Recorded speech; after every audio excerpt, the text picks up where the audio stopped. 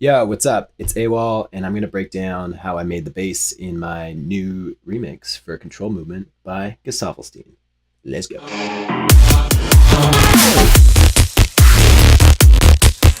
All right, so I put together this project specifically just to make this video because the whole project, whenever I went to go play it, was too much CPU while I was doing the screen record. So, little caveat, I just have the drop section. So first I'll play you the section that I'm going to work on. It's kind of the main bass throughout the whole song. I use it a ton. And it's really simple. It's just a couple layers and mostly saw waves. And so let's get to getting.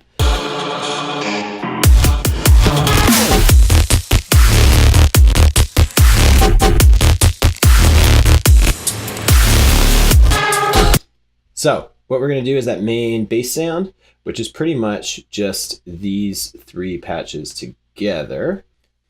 What do we got? Oh, and this one. All right. So the key when you're layering any basses is to make sure that everything kind of has its own purpose and space, especially in your lower end. So this one here at the top is kind of the main sound, and it was kind of the first one that I made.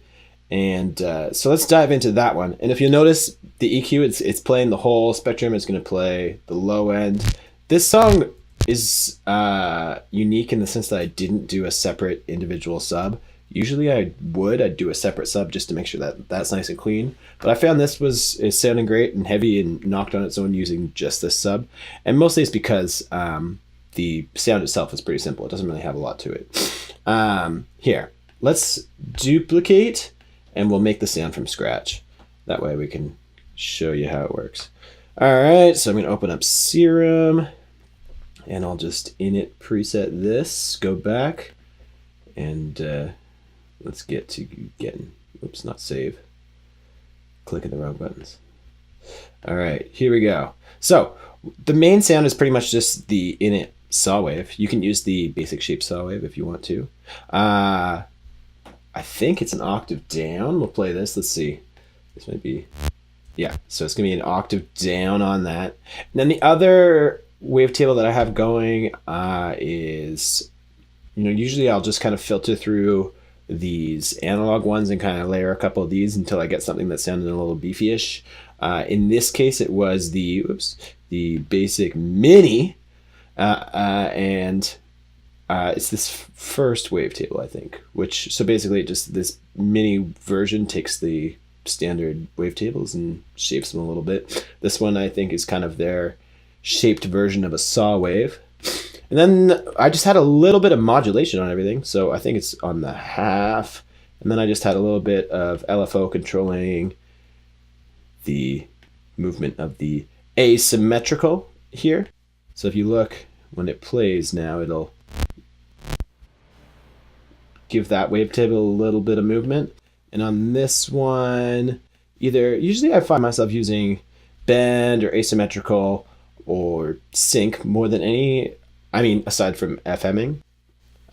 So in this one, I'm pretty sure we'll just bend it. And again, like, it's not, whatever ends up sounding best in the end is kind of what you should go with.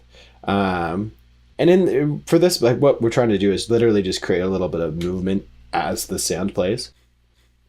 It's not even super, super noticeable, but what it does is it just brings out a little bit of character. Maybe we'll go a little fast. Yeah, there we go. Cool. So a little bit of movement there.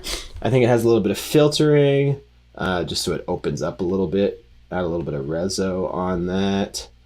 And so we'll get it to where we kind of want it to be opened up. We'll go all the way. And then we'll have this, but we'll put it backwards so it opens up. Oh, no, wait, other way, I think. Seems to be. Oh, no, I was right. We want to go this way because we want it to finish as it's open. All right, so open her up. All right, what else do we got on here? Definitely some distortion. Just tube it up usually. Some compression. Probably, I don't know. Bring gain up a little bit. Multiband that shit. All right. Now we got a big sound. That reverb you're hearing is from the group. I almost always do my reverb on a group. That way all of my basses have the same reverb and you're not stacking a bunch of different reverbs together. All right, a little bit of chorus on this one. Not a ton, maybe low pass it a little bit. Probably pretty good. And you know what? That is pretty much just the basic shape. Let's see. I really guessed. Let's see. That's the one in the actual song. And this one. Oh, you know what? It's probably because I didn't bring the octave down on the other. Yeah. Let's bring the octave down on this one. Let's see.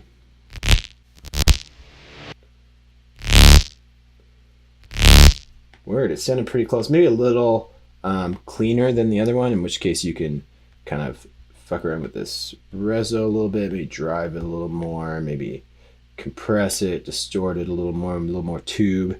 And then afterwards in your chain, if you're feeling like it needs a little bit more beef, OTT, layering some more saturators, different distortion, compression, all of that will help give it a little bit more tone and character.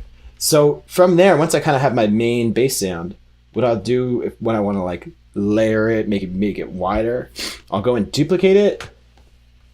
So this is what I would have done for this bottom patch here. So I'll duplicate it. I'll turn that off for now.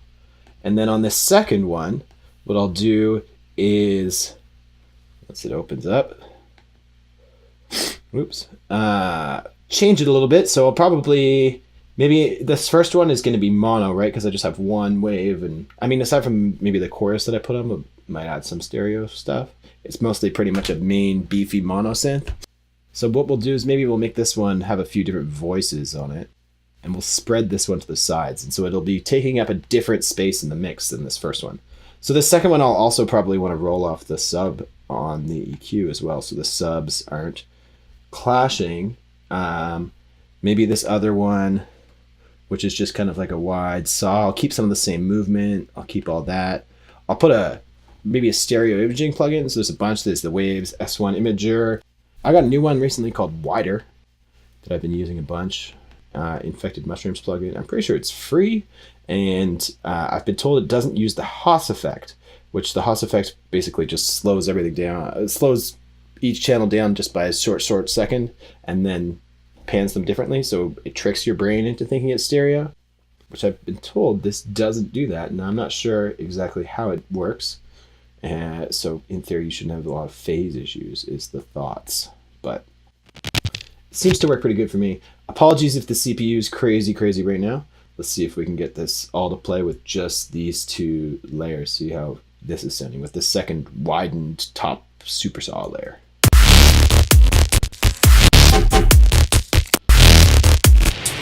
I noticed my layers here that I've made are both clipping pretty bad. So frequently, I'll just throw a quick limiter on there just to catch any of those peaks so it's not clipping too bad. I'll generally mix pretty high, and I'm not afraid to have stuff clip here and there, especially when I'm, going to slam it in the group with some more compressing. It's not the end of the world. But yeah, so that's kind of like the basic idea of how I layered those ones. And then on the bottom, this other layer, which kind of plays throughout the whole song, it's just a little bit of another bass. I'm pretty sure this one's a preset, to be fair. But I was just cycling through to see what I got. Yeah, a little bit of preset, but what's controlling the bulk of this is the white noise. Layering white noise on your synths and drums can be super tasteful and will add a lot of energy and fill out your tracks a lot more. So here, let's listen to this without that sort of white noise layer, which isn't very loud. You'll see it's quite a bit quieter than all the other ones. So this is with it.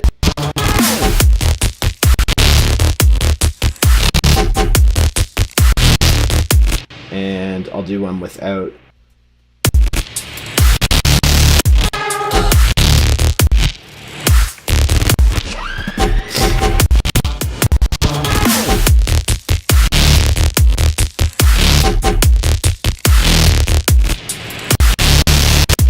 So sorry about the CPU there. It's a little crushed, but you can hear that it is it's definitely not sounding as lively, less filled out, less energy.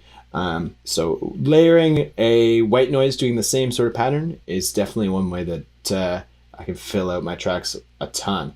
So yeah, in this case, like kind of the main takeaways are making sure, one, you have a main sound that's, not super, super stereo.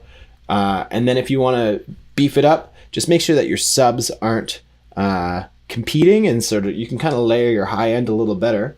And then, if you're going to start layering stuff, try and make sure it has space in the stereo field. So if one's really mono, make the next one really stereo. Layering white noise on top of that is another great idea too. What I'll do is I'll leave the patch for this as a download, and hopefully you guys enjoy the new remix. You can download it for free on SoundCloud. All right, peace.